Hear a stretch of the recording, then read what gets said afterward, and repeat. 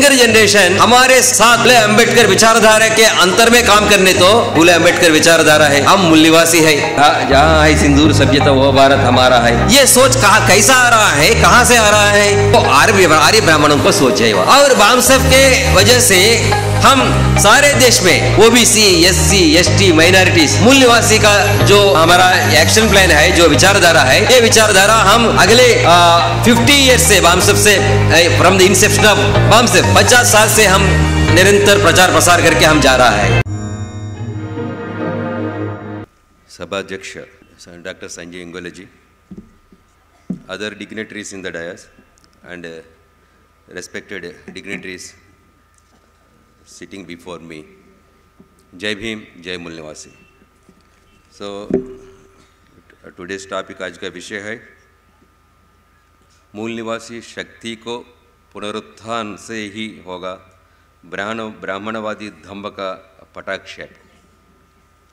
So ब्राह्मणवादी ढंब क्या है?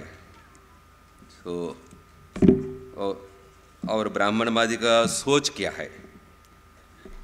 आदि शंकराचार्य जी ने कहा, when our false perception is corrected, misery ends also। when our means Brahmana, when our false perception is corrected, misery ends। क्या सारे भारत में ब्राह्मणों का मिजरी है? मिजरी का अर्थ कष्ट हिंदी में। सो ब्राह्मणों को कोई भी कष्ट है, वो कष्ट कैसे दूर करता है? ये सोच है आदि शंकराचार्य का, ब्राह्मणों को बड़ा नेता। सो उनका कष्ट है सारे देश में मूल निवासी बहुजन समाज को कैसा कंट्रोल करना है और उनका आर्य ब्राह्मणों का वर्चस्व कैसा बढ़ाना है। यही है उनका मिजरी, उनका वर्चस्व बढ़ाना और मूल निवासी बहुजन को कंट्रोल करना है, रूलिंग में ना आने के लिए कैसा काम करना है। सो उनका फॉल्स परसेप्शन है हम 3% लोग हैं, ब्राह्मणों में सारे देश में 3% है। ये फॉल्स परसेप्शन है उनका। ब्राह्मणों ने रिलीजियस एंगल में 85% है उनका राइट परसेप्शन।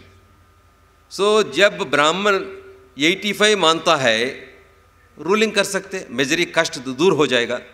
वेन ब्राह्मण खुद अकेले 3% लोग हैं, ऐसा सोचने तो मिजरी आता है, कष्ट आता है।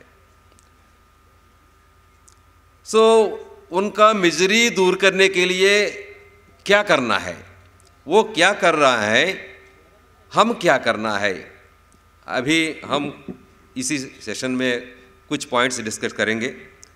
सो पूरी दिस शंकराचार्य ने 4 मठ एस्टैब्लिश किया। उसी मठ में एक मठ है एक मठ पूरी में है।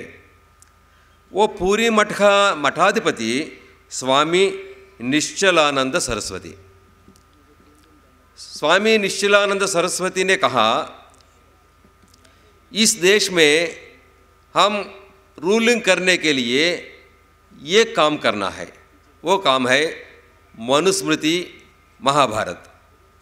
उन्होंने एक प्रवचन में कहा, स्वामी निश्चलानंद सरस्वती राजमंड्री आए थे, उसी मीटिंग पर आंध्र प्रदेश के गवर्नर भी आए थे। उसी मीटिंग में सारे ब्राह्मणों ने बैठे, वो ब्राह्मणों को उपदेश दिया उन्होंने, हमारा लक्ष्य है मनुस्मृति महाभारत। क्या मनुस्मृति है, क्या महाभारत है?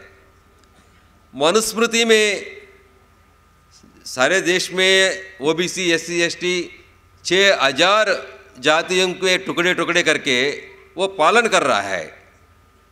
एक जाति और दूसरे जाति के खिलाफ हर दिन झगड़ा करना है, वार करना है, नो बंधुभाव नहीं है।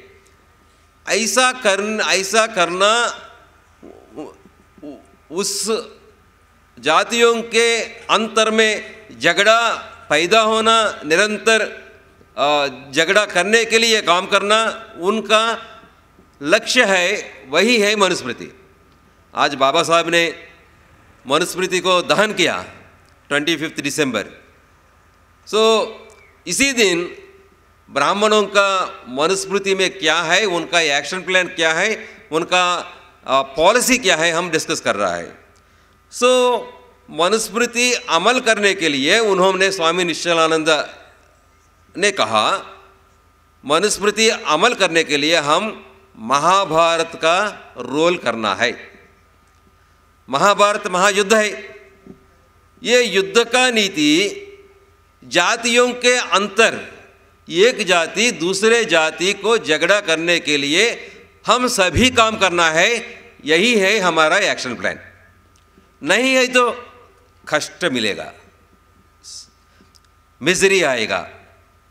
है तो मनुस्मृति में आखिरी श्लोक है, वो उनका अर्थ है, जो द्विज मनुस्मृति को पालन करते हैं, मनुस्मृति को अमल करते हैं, वो द्विज इष्टलोक जाता है। ये आखिरी श्लोक का अर्थ है।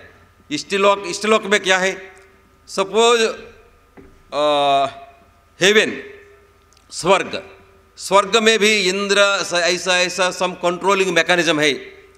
इष्टलोक में कोई भी कंट्रोलिंग मैकेनिज्म है, वो खुद नेता है, वो खुद रूलर है, वही है इष्टलोक।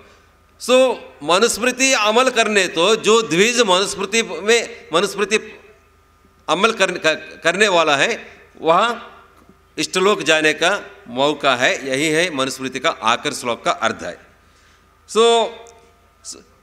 मनुस्मृति में ऐसा करके वो सारे भारत में 1947 में हमको आज़ादी मिला। 1970 से 2022 तक 75 ईयर्स पालन करके आज ब्राह्मणों ने आज़ादी का अमृत महोत्सव का सेलिब्रेशंस कर रहा है।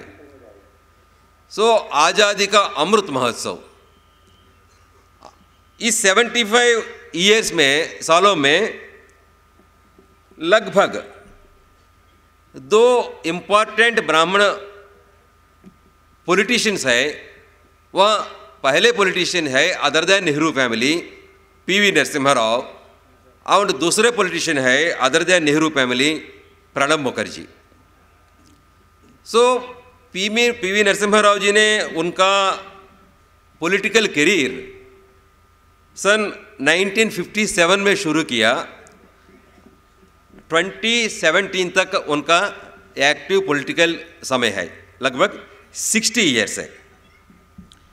और दिस प्रणब मुखर्जी का उन्होंने 48 ईयर्स रूल किया, और पीवी नरसिम्हा राव ने 39 ईयर्स एक्टिव पॉलिटिक्स में है। और दोनों का वो पीरियड कैलकुलेट करने तो 60 ईयर्स है। इस 60 साल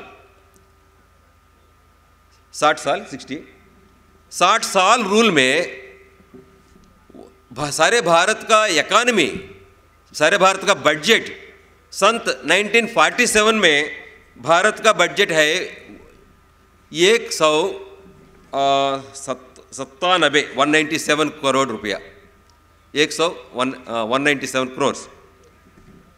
और 2023 में 45 लाख करोड़।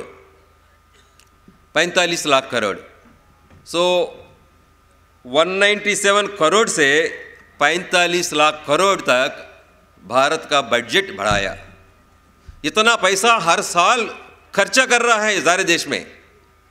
ये खर्चा करने का मैकेनिज्म है, उनका अधिकार है, पदाधिकारी है, ब्राह्मण है।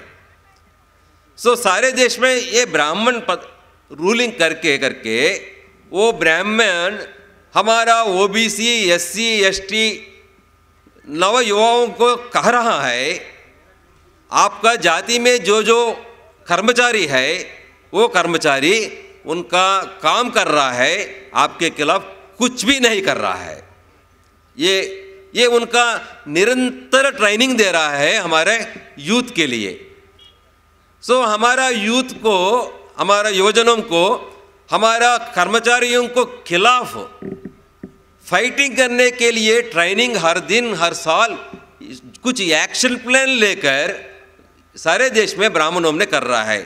वो ऐसा करने तो हमारा जो नव युवक है वो युवक उनकी पालन में, उनकी एक्शन प्लान में काम करने के लिए मौका मिलेगा। ऐसा करने तो उनका मिजरी दूर हो जाएगा। नहीं है तो जो यंगस्टर्स है, यंगर जनरेशन है, वो यंगर जनरेशन हमारे साथ हमारे बाबा फुले अंबेडकर विचारधारा के अंतर में काम करने तो उनका मिजरी आएगा। नहीं है तो उनका कष्ट दूर हो जाएगा।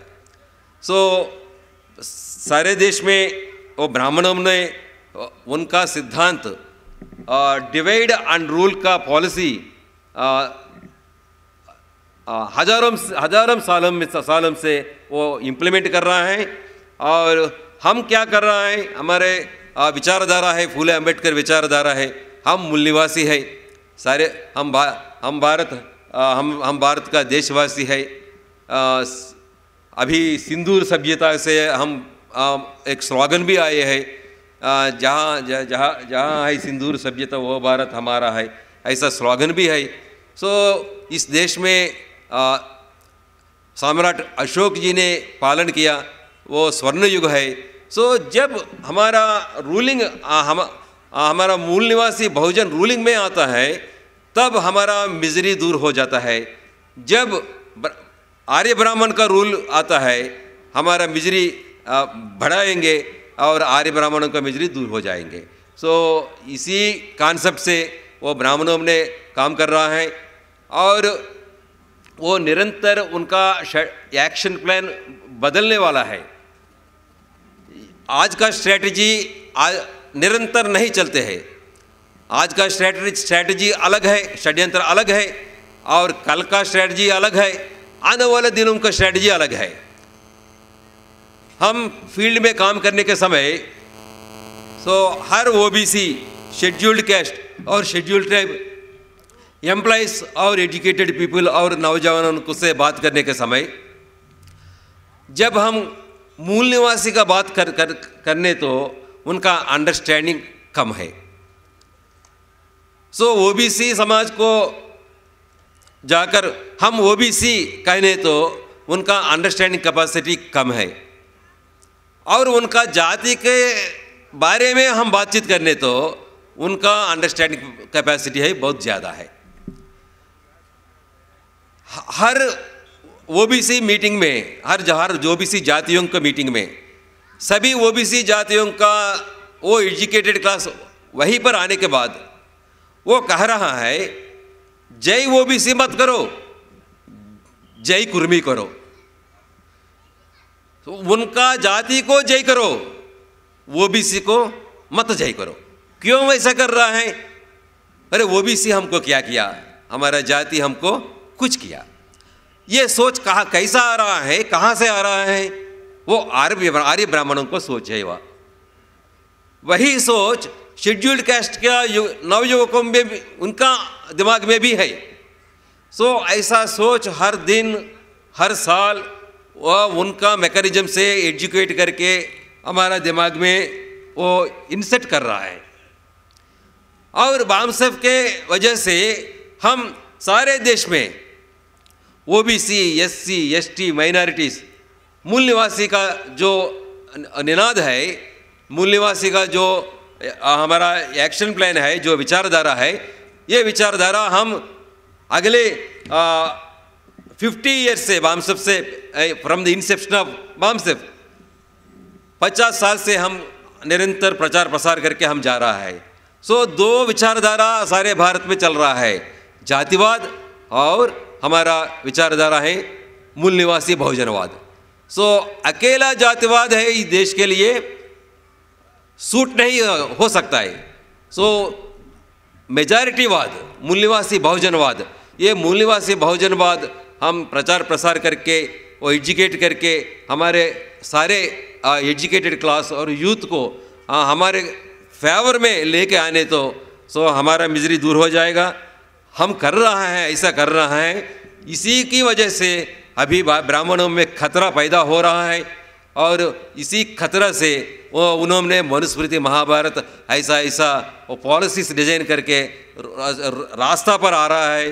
वो साधु संत रास्ता पर आने वाला नहीं है, वो एसी रूम में और उनका आश्रम में बैठने वाला है।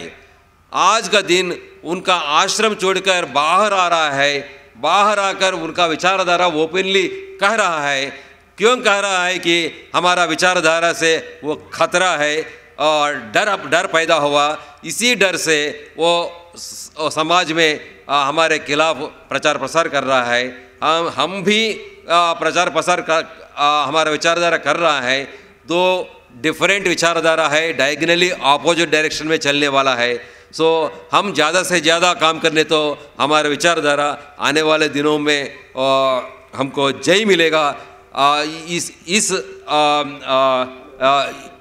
सेशन में सत्यमेव जयते कॉन्सेप्ट लेके इस सेशन को डिज़ाइन किया। सत्यमेव जयते कॉन्सेप्ट सम्राट अशोक ने लेके आए थे। सम्राट अशोक ने सारे देश को विनिंग सेक्टर में आगे लेकर अब सारे भारत को तो एक कल्चरल हेरिटेज दिया। उसी हेरिटेज ऐसा वर्चस्व आने वाले दिनों में हमारे पढ़े लिखे लोगों के माध्यम से, हमारे मूल्यवासी बहुजन समाज के इंटेलेक्चुअल्स के माध्यम से, हमारे युवक के माध्यम से हम प्रचार प्रसार करके आने वाले दिनों में हमको जय मिलता है। ऐसा काम करने के लिए हम निरंतर काम करना है। Thank you for this opportunity. जय भीम, जय मूल्यवासी। MNT न्यूज़ नेटवर्क को सब्सक्राइब करें, लाइक और फॉलो करना ना भूलें। साथ ही बेल आइकॉन दबाकर जन जागृति की मुहिम में जुड़े रहें।